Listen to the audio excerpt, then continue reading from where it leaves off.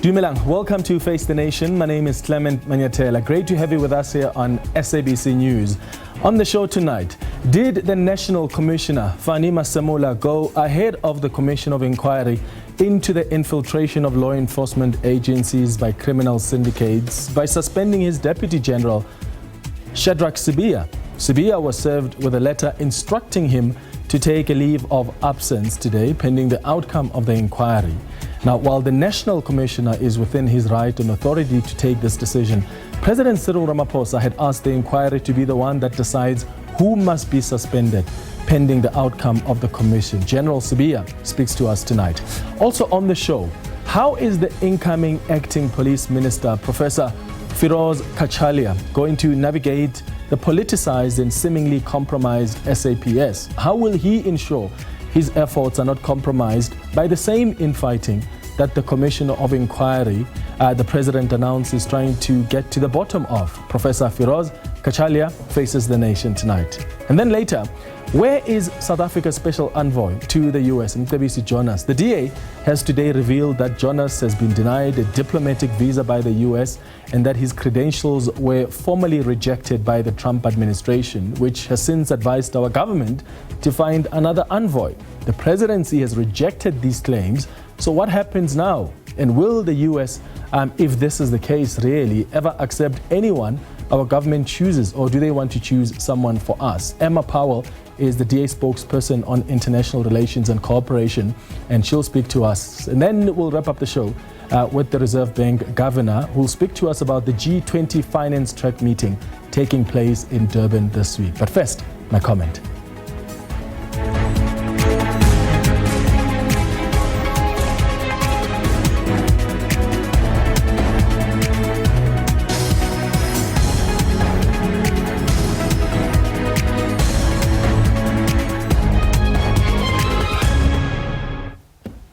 Now, the National Police Commissioner General Fanima Samula has taken a decision to effectively suspend his deputy, General Shadrach Sibiya. Sibiya has confirmed that he received a letter from his boss instructing him to take leave of absence pending the outcome of the Commission of Inquiry into the infiltration of the SAPS by criminal syndicates. But the decision to instruct Sibiya to take leave is being questioned in some quarters, even though the police commissioner has the right and authority to take that decision. But it's been questioned because President Cyril Ramaphosa said the inquiry would be the one that decides who must be suspended pending the outcome of that inquiry. And I would imagine the president was trying to avoid this infighting getting worse by placing that responsibility on the inquiry so that there are no further suspensions where enemies are weaponizing that against each other. In fact, let's listen to what the president said about this on Sunday when he announced the responsibility of the inquiry. The Commission will be asked to report on the effectiveness of failures of oversight mechanisms and the adequacy of current legislation, policies, and institutional arrangements in preventing such infiltration. It will make findings and recommendations for criminal prosecutions, disciplinary actions, and institutional reform. Once established, the Commission shall consider prima facie evidence relating to the involvement of individuals who are currently employed within law enforcement or intelligence agencies. Where appropriate, the Commission must make recommendations on the employment status of such officials currently employed, including whether they should be suspended pending the outcome of further investigations. Now, as you can hear the president there, he says, where appropriate, the inquiry chair will make recommendations on the employment status of implicated officials, whether they should be suspended or not, of course, pending the outcome of this inquiry. But now the National Commissioner has gone ahead of the inquiry and suspended his deputy, and he has every right to do so, right? This is within his powers as the National Commissioner. But that's the responsibility that the President placed with the inquiry to avoid perhaps a situation where some people who will appear before the inquiry claim that they don't claim that they were treated unfairly. In fact, here's Dr. Levi Ndou commenting on this particular aspect after the president's address on Sunday. But of more interest is that the commission still has to make recommendations on the status of certain people's appointments in the SAPS. Then that would also mean that they might recommend that certain people be removed or be expelled, or they should stay in the SAPS. So we need to expect such from the commission. Sure. So they are given a very heavy responsibility.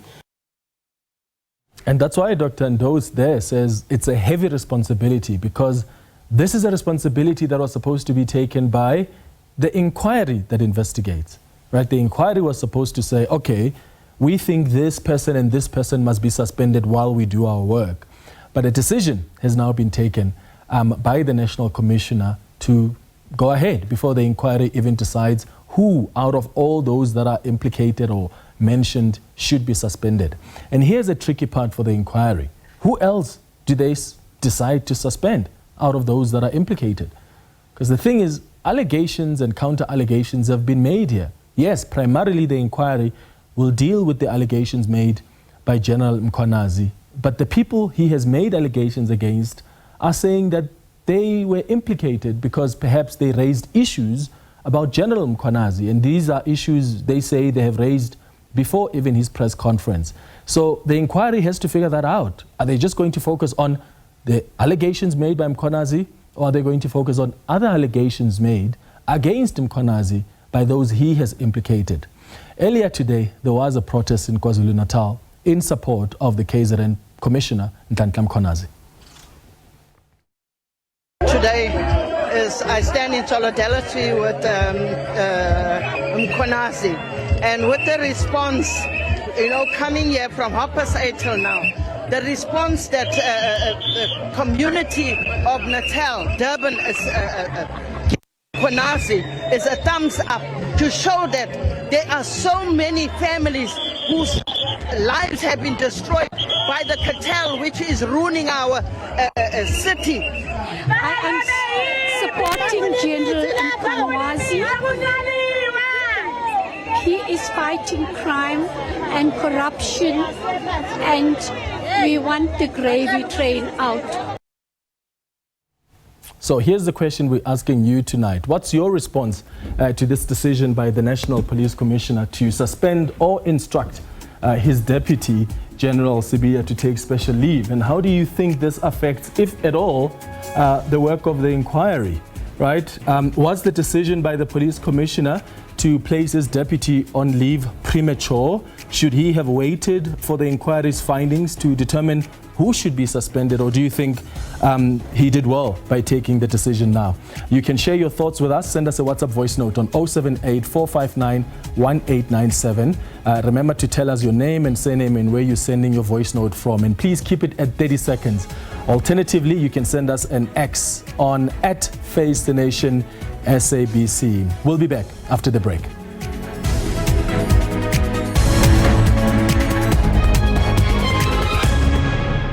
Welcome back. All right, let's pick up from where we left off before the break and bring in the Deputy National Commissioner for Crime Detection, Lieutenant General Shadrach Sibiya, who was served with a letter earlier today instructing him to take leave of absence. General Sibiya, thank you so much for making time for us. Good evening. Oh, I think we may have lost the general there, and we're going to try and get him back on the line to try and figure out what his response is to this decision that's been taken by the National Police Commissioner. As we've indicated earlier on, President Cyril Ramaphosa did indicate that what he at least would have liked to see is for this inquiry that will be starting its work in a couple of weeks to decide who should be suspended pending the outcome of the investigation. But General Fani Masemola has decided that pending the outcome of that investigation, perhaps General Sibiya must take leave of absence. And we're asking you this evening what you think of that decision. Do you think it's the correct decision to make, given that the Sibiya, for instance, is in fact going to be perhaps one of the people at the center of that inquiry, or do you think the National Police Commissioner should have waited for the inquiry to decide who must be suspended? And I wonder what you think should be the approach of the inquiry as well as it begins its work. Let's try that line again with General Sibiya joining us via Teams. General Sibiya, I hope you can hear us now. Good evening. All right. General Sibiya, can you hear us? Good evening. Now I can hear you because perfect. you disappeared for quite some time. All right, perfect. Thank you so much for making time for us. Were you surprised by this decision to ask you to take leave of absence, or were you expecting that the inquiry would be the one to make that call? Yes, good evening to you, Clement, and good evening to the viewers at home. First and foremost, I just want to say that this whole thing needs to be approached very calmly, with cool heads, and especially I'm looking forward to the inquiry taking place as pronounced by the President. And I'll give my full cooperation to the President. I'm actually excited that I'm going to get a chance to be heard by the Commission. In relation to what happened, where I got a letter that suggests that I should be at home because there are some investigations being conducted against me, that one I am a little bit disturbed and surprised, in a sense that once the President announced and made a pronouncement that it is going to be an inquiry that will determine and produce a report, all of us need to comply and wait for our turn for an investigation that is going to be conducted, an official investigation that is going to be conducted.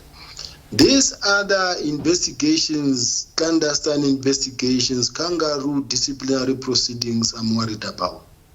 But be that as it may, the law is on my side, and I will be ready to attend to this matter. I've got a legal team that is supporting me, but I want to say it is my prayer, it is my wish that all of us, including the National Commissioner, including everybody who is involved, to allow the process as pronounced by the President to take its natural course. That's all I wanted to say. So is the SAPS, are you suggesting that the SAPS is doing its own investigation while this inquiry also begins to do its work? Well, there's a team that came from KZ and that is attempting to reach certain dockets and also obtaining statements. This is tantamount to a parallel investigation, irrespective of the fact that the President pronounced a commission that should be headed by a judge. Why go out of your way and conduct a parallel investigation when the President has made a pronouncement? So we can't act with impunity, and we can't do things outside that what the President has pronounced. We must all act with the strictest discipline and with restraint. Yeah. Look, and I understand that we can't really get into the details of the allegations against you or the allegations you have against other people because you guys will be appearing before the inquiry. But what will be your approach getting into that inquiry? What do you think the inquiry will uncover? Do you still stand by the fact that the allegations against you are baseless? And are you going to be able to prove that at this inquiry?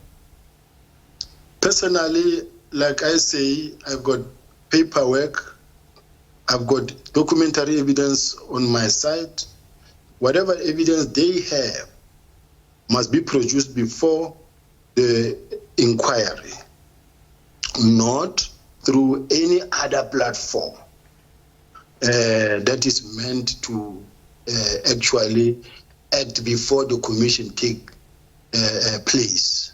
We must all act with restraint and all be disciplined and all leave our conspiracy theories behind. What's your relationship with the National Commissioner? How would you describe it? is my boss. We've got a relationship. We've been working well together. Like any other workplace, we've been working well with the National Commissioner.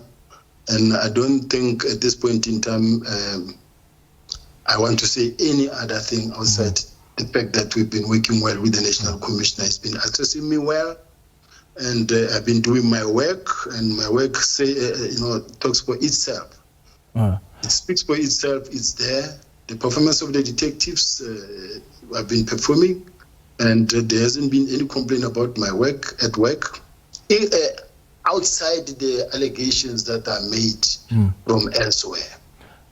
Just lastly, what do you then say to South Africans who are concerned about their security? I mean, we're all concerned about the threats to national security when there's such seemingly infighting in the police. Is this concern from South Africans warranted from your vantage point? Because when you guys are fighting, we are wondering if the top echelons of the SAPS are fighting against each other like that. What does that mean in as far as our security is concerned? I want to say to the people of South Africa, from the bottom of my heart, I apologize. I apologize for what we've all been put through. As much as I want to react or to respond, I'm advised to act also with restraint. We apologize that as the top management of the South African Police Service, we behaved the way we behaved.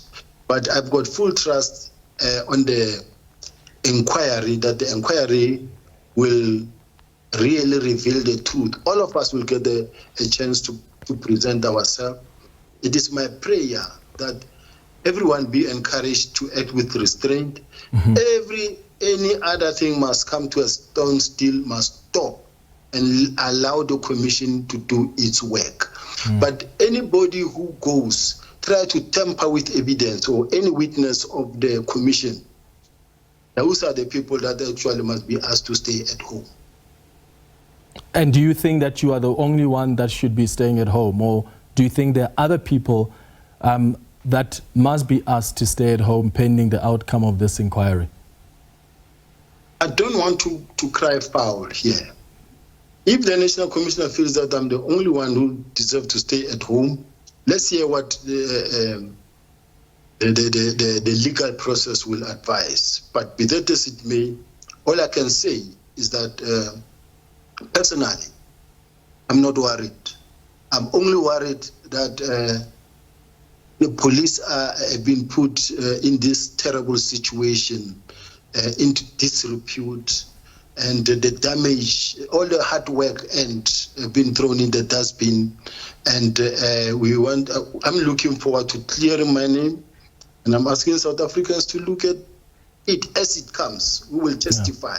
South Africans will make their own judgment. But I do have paperwork.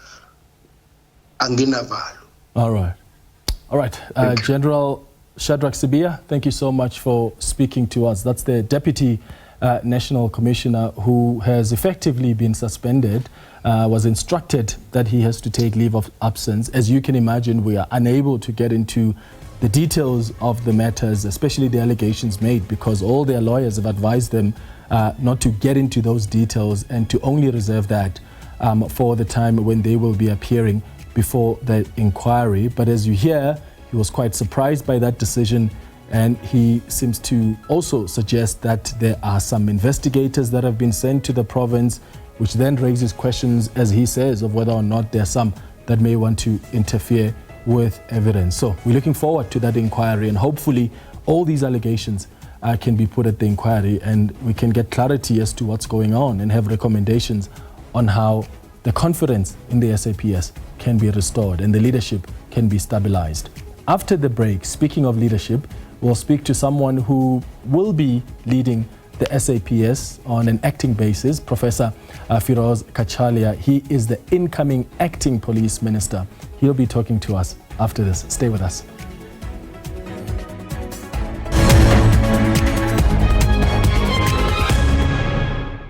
Welcome back. President Cyril Ramaphosa has appointed Firoz Cachalia as acting police minister after placing Senzo Mchunu on special leave following KZN Provincial Commissioner Nhlanhla Mkhonazi's damning allegations.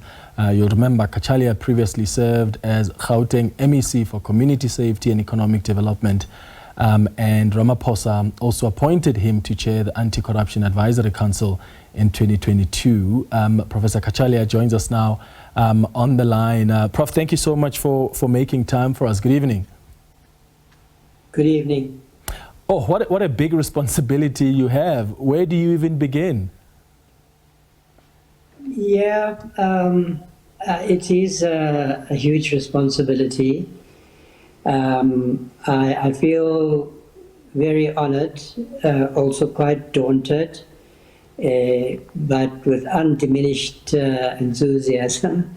I'm ready to tackle this important responsibility with all my capabilities and my energies. I mean, you've interacted with policing matters before as the chair of the National Anti-Corruption Advisory Council. What systematic issues did you pick up during that role within the SAPS, and how do they help you as you begin with this responsibility? The council was mandated to look at the overall architecture, what the president called the architecture of anti-corruption institutions, to see where there are gaps, make recommendations if necessary on the establishment of new agencies, and to consider which ones need strengthening and so forth. So the council made some recommendations a few months ago in our midterm report on the establishment of what we call the OPI. Perhaps we don't have enough time this evening to go into the details. That was on what we call the prevention of systemic corruption, because if you think about it, in a place like Mcebisi Hospital, for instance, or in a government department or a local authority, you're often not just dealing with bad apples, with individuals engaging in corrupt acts here and there. You're dealing with a systemic problem. So we thought that it was essential to establish an institution that can deal with what we're calling systemic corruption, and to, in the course of those investigations, identify acts of criminality. We've also looked at law enforcement from an anti-corruption point of view. Those recommendations are contained in a closeout report, which we are scheduled to finalize by the end of August, and which we've already presented to the president. And I would say the process has given me some insights, in addition to the ones I had, from my experience in Gauteng, on the challenges at national level. But of course, I'm going to have to engage with the police leadership, look at policing as a whole now across the country to see where the challenges are. Crime intelligence is an obvious place to start.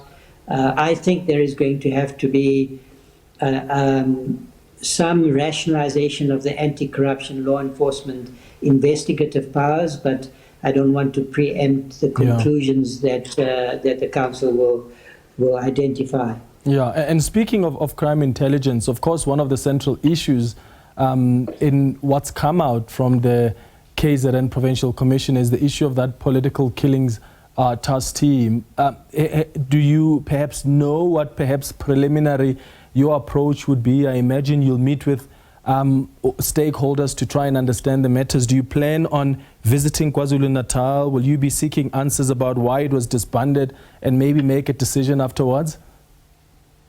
Absolutely. So I do not want to make any pronouncements on this matter now, because I haven't had an opportunity yet to meet with the National Commissioner.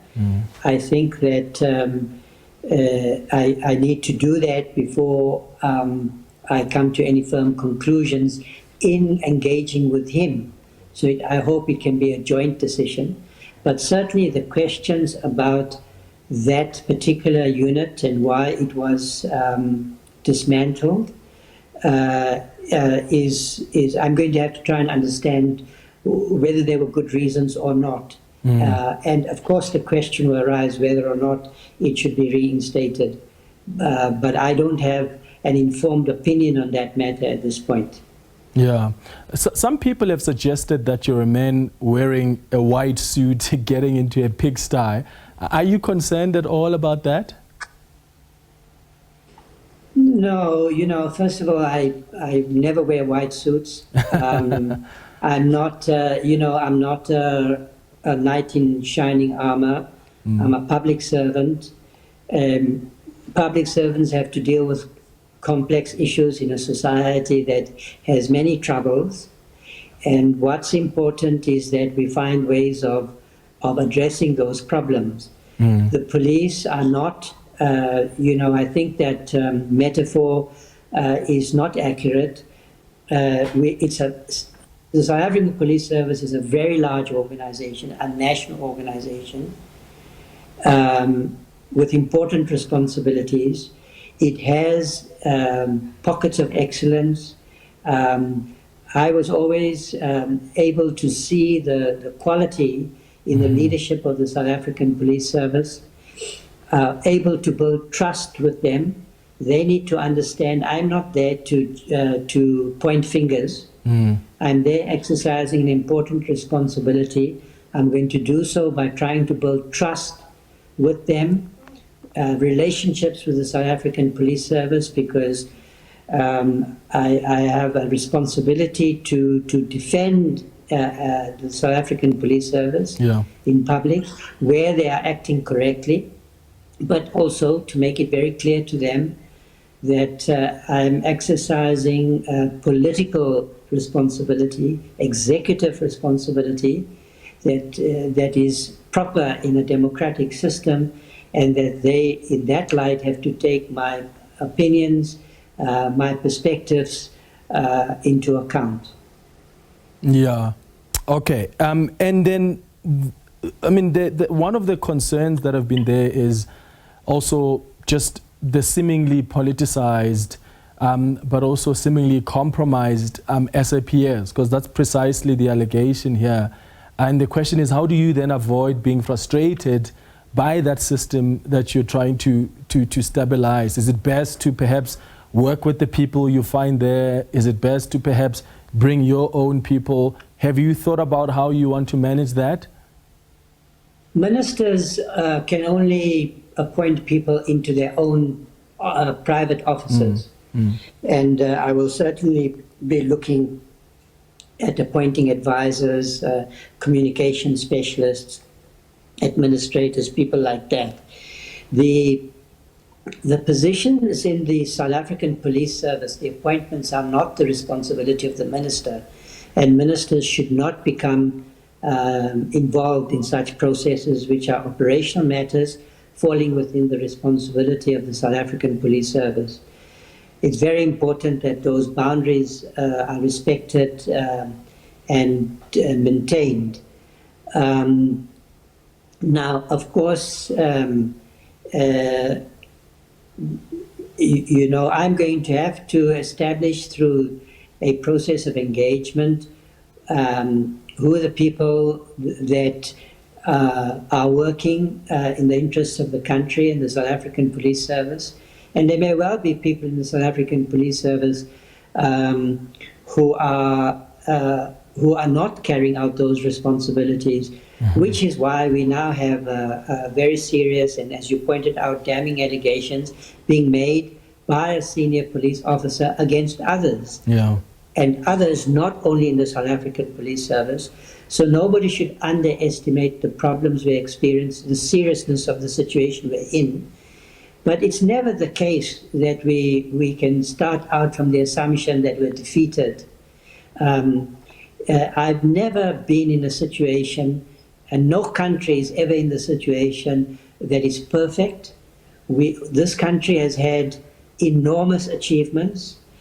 We are people of great resilience and fortitude. We have many qualities and capabilities. That's true also of the South African Police Service, but we also have deep systemic problems that we have to confront. Yeah. You mentioned one of them. I think that the last 30 years have taught us that we need a professional police service, and that politicians should respect certain boundaries. Political interference, which is excessive, and beyond the limits of the law, for instance, or interventions which don't respect those boundaries, can be very damaging. Yeah. And vice versa. You don't want police officers to behave as politicians, to become factionalized and politicized. Yeah. So I hope that going forward we can establish those boundaries on both sides of the equation. Professor Firoz Cachalia, thank you so much for making time for us, and all the best with your responsibilities as you act in that position. When you succeed, the country succeeds. You'll see at the bottom of your screen there a breaking news strap. That's because a statement has just dropped from the President announcing the acting Minister of Police. The statement says President Cyril Ramaphosa has appointed Minister of Mineral and Petroleum Resources Gwede Mantashe as acting Minister of Police with immediate effect. Minister Mantashe will serve in this capacity until the guest we just spoke to now, Professor Firoz Cachalia, who will retire from his position at the University of Witwatersrand at the end of this month, assumes his position at the start of August. Minister Mantashe will retain his responsibilities as Minister of Mineral and Petroleum Resources. So that's just an update coming from the presidency saying Gwede Mantashe will be acting as police minister for the next, 2 weeks or so before Professor Cachalia takes over as acting police minister. After the break, we speak to the Reserve Bank Governor Lesetja Kganyago. Stay with us.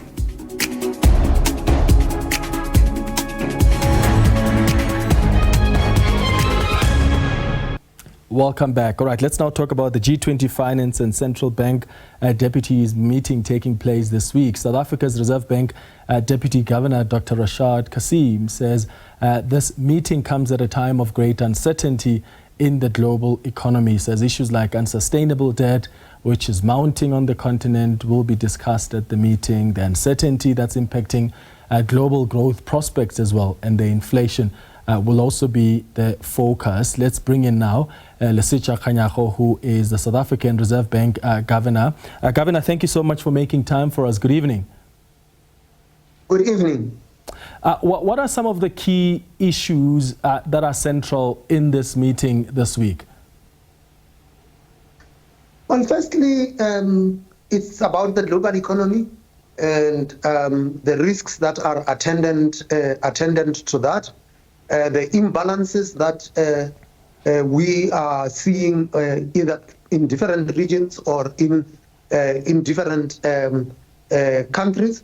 That is what we call the conjunctural session. We identify any risks that might be on the horizon with respect to the financial sector and how we think that we could be responding to that. And then, of course, there are our South African priority agenda items, such as cross-border payments, the issue of the post-crisis regulatory reforms. The ministers of finance will also be discussing the issues of international tax cooperation and the resourcing of the multilateral development banks. Yeah, and we'll come back to the issue, the cross-border issues in a moment. What about the issue of tariffs? I mean, there's a conversation there about the issue of tariffs and the impact on the global economy, the uncertainty, and of course the impact on us as South Africa. Already we've started counting the cost. Definitely, and the thing about these conversations, you're going to say that you're most like clipping the ministers of finance saying what is the impact of these tariffs on the global economy. But ministers of finance do not determine trade policy. Trade policy is determined by trade ministers. And one of the things then that comes is that what had been the big focus had been the uncertainty that had been generated by the tariffs that are imposed. Firstly, the magnitude keeps changing. Secondly, the time when they are going to be implemented keeps changing, and that adds to the uncertainty. But something also becomes clear is that the imposition of tariffs actually raises the cost of consumers in that particular economy. And one of the things that we are discussing here is what would be the impact of the tariffs imposed by the U.S. on the U.S. inflation outlook, and by extension, the conduct or the impact of the posture that the Federal Reserve will take with respect to monetary policy. So that would be the context within which we discuss it. What does it mean for South Africa? Well, for South Africa, it could mean that global financing conditions could remain tighter for long, meaning that interest rates in the U.S. might not come down as fast as initially expected. But importantly, is that the imposition of tariffs on South Africa has got an impact on South Africa's exports to the United States. We have seen figures that are coming out about the impact on the automotive industry. That's 6 months to date. That what we have had is that South African exports, vehicle exports to the U.S. is down close to 82%. There have been concerns about the impact on the agricultural sector, in particular citrus fruit exports, table grapes, wines, those kinds of things, and the impact that it would have on our farming communities. Is it even possible for us, or even for government, to cushion the blow on the industries, on South Africans? Is it possible for us to preempt that and do something about it? As you said, the tariffs may impact Americans in turn. There's a posture that can be taken by the central bank there, which then ultimately also affects us. Is there anything we could do to somehow alleviate the pain? Clement, the problem is that if you have to take any action, you've got to be knowing what you are addressing. And the problem with the uncertainty that is being created is that we do not know exactly what we would be addressing, because things are changing all the time.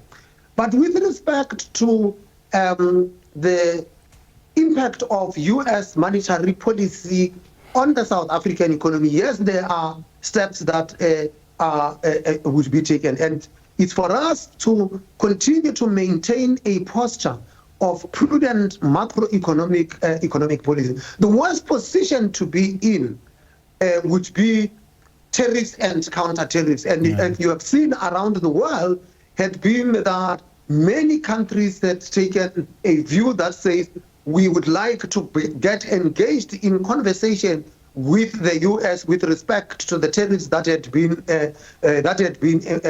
imposed. Our concern had been that if other countries also respond by tariffs, then you have got tariffs and counter-tariffs across the world, and then the global economy is at risk, and we are all poorer. Yeah, going back to the issue of the higher cost of cross-border payments, I mean, that's something that's been on your agenda. How is this meeting looking to address that cost of cross-border payments? I mean, African corridors seem to be among the highest in the world, with the most expensive, I think, being the corridor between Johannesburg and Harare.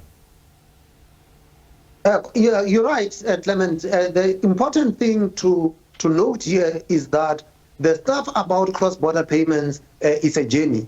It's a journey that started under the Saudi presidency of the G20, and we have been fortunate that South Africa chairs jointly with Italy the cross-border payments committee of the Financial Stability Board.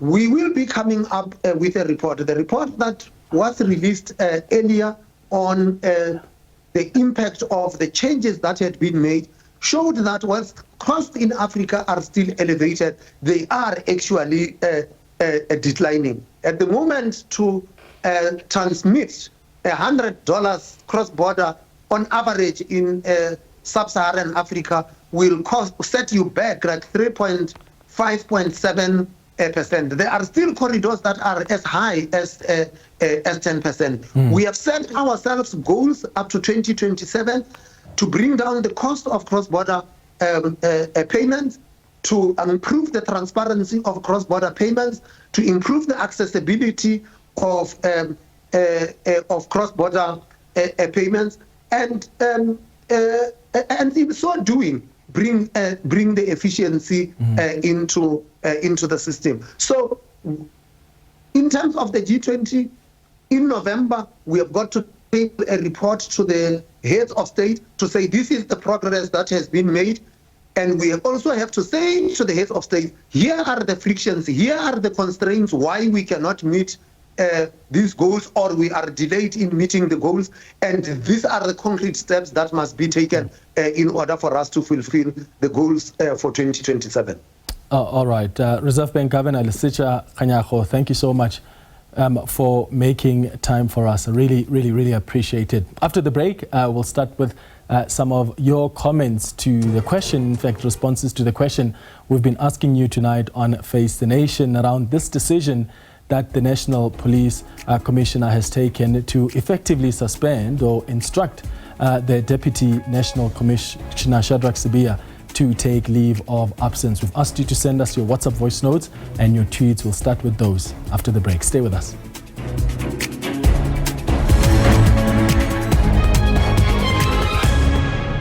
Welcome back. Now, the presidency says it's concerned about the DA's persistent campaign against South Africa's national interest and its posture of trying to embarrass the country since the appointment of Mcebisi Jonas as the presidential special envoy in the U.S. It has come out guns blazing, cautioning the DA after it claimed that the U.S. rejected Jonas's credentials and that he's unable to perform his role. But the presidency says special envoys don't need to present diplomatic credentials to host countries in the way designated heads of mission or other diplomats are. Before we speak to Emma Powell, who is the DA spokesperson on international relations and cooperation, let's hear from Vincent Magwenya, who is the presidency spokesperson, and what he said earlier today. The presidency is concerned about the Democratic Alliance's persistent campaign against South Africa's national interest and its posture of trying to embarrass and belittle our country, and in this specific circumstance, Mr. Jonas. This campaign has its origins in a Democratic Alliance visit to the United States earlier this year to advance an ideological agenda rather than our national interest.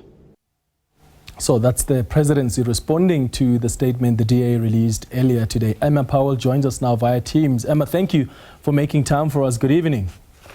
Good evening. Thanks for having me. Yeah, so the presidency says you're being disingenuous here because in their understanding, envoys are actually not required to even present diplomatic credentials to host countries in the way that designated heads of missions or other diplomats are. What's your response to that? Well, I think that the presidency spokesperson is deliberately muddying the waters here. The point is that if a head of state nominates an interlocutor or a special envoy to negotiate formally on behalf of his country, that envoy would require a diplomatic visa and credentials to be accepted by the host country in order for formal bilateral negotiations and discussions to take place. What was also said in the presidency's statement, which was fairly astonishing, was that despite the fact that we've got 2 weeks to go until the devastating Liberation Day tariffs come into effect, the president said that he has not had a reason for Mr. Mcebisi Jonas as his special envoy to be in the United States because he's performing his work behind the scenes. It sounds to me like Mr. Jonas has been appointed as an advisor to the president rather than a special envoy to the United States. The statement from the presidency was also curiously mum on the question of the diplomatic visa, which senior U.S. sources in Washington this morning confirmed to us had in fact been declined in May. So what information did you get? I know you're mentioning senior sources in the U.S. government, but what exactly are they saying? Are they saying that they give Mcebisi Jonas the cold shoulder because of the comments that he has made? And what exactly are they expecting from the South African government? Have they advised our government then to try and, bring in somebody else who can be envoy as long as it's not Mr. Jonas?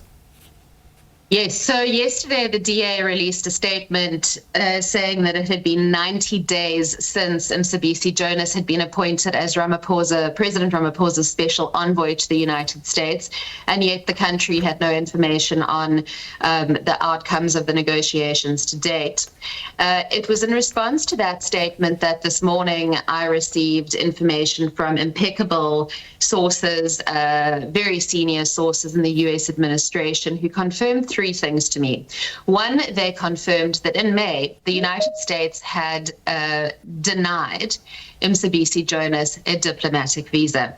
They confirmed, secondly, that on numerous occasions, the presidency and various other interlocutors and ANC officials had been informed by the Trump administration that they would not formally negotiate or engage with Mcebisi Jonas as special envoy, and they had requested that a different envoy be presented.